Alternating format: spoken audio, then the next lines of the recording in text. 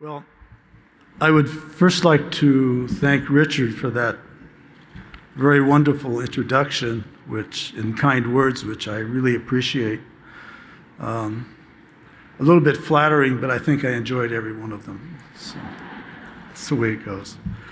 I would like to begin by thanking the staff of the National Inventors Hall of Fame and my nominators for the recognition that this award provides.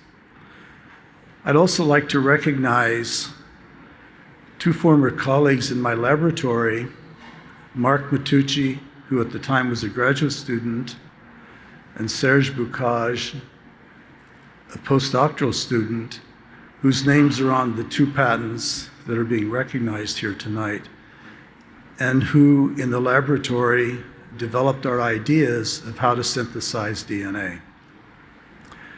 Now, I've got 3 or 4 little stories here, but they're not very long, so I won't keep you waiting very long. But one is that, we developed this chemistry for synthesizing DNA.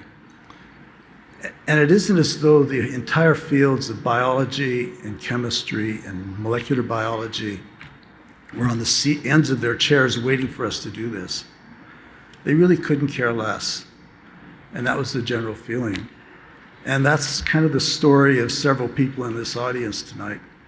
But, for example, at one of the early meetings I attended at Gordon Conference in 1975, one person who's now a member of I reviewed this state of the art of DNA synthesis at the time. And one person who's now a member of the US National Academy said, Marv, he said, why in the world do you want to synthesize DNA? There's really no future in it. Why don't you go off and learn how to do something different? There's going to be an application for something else, but certainly not DNA synthesis. What are you going to do with those molecules? Well, to make a long story short, these days, the world community synthesizes billions of synthetic DNAs every day. So somehow we found a use for this synthetic DNA over the time. Now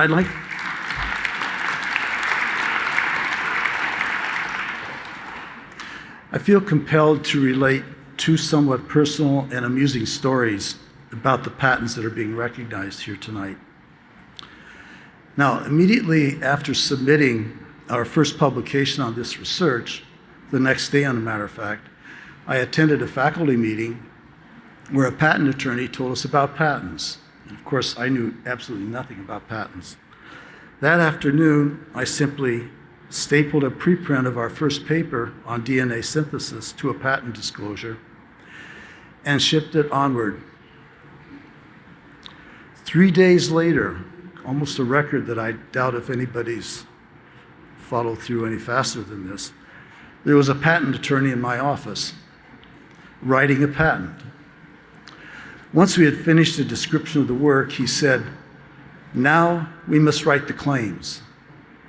Well, I looked at him with a blank expression and I said sheepishly, what are claims? Okay.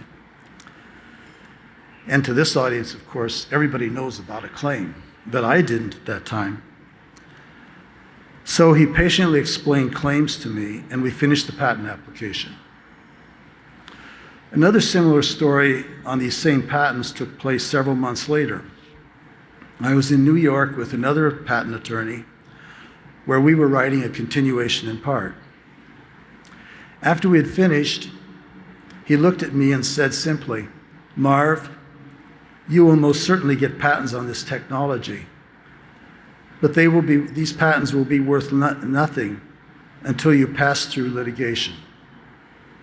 Again, I had no idea what he was talking about, but I soon discovered what he meant as the lawsuits with infringers, depositions, and trials soon began.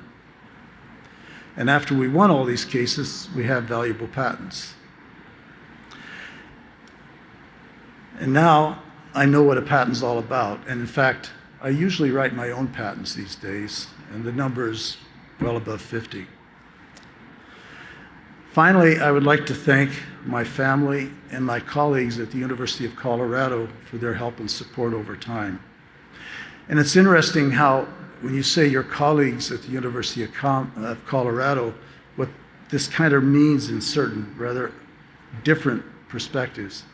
For example, one colleague at the University of Colorado is now my wife, and that's Fiona, who's sitting over here at the table with me. And I'd like to thank her for all the help over the last several years in being to where I am today and helping me through some dark times many years ago. Well, without this constant encouragement and support from all the people that have helped me, our accomplishments would not have been possible. Thank you.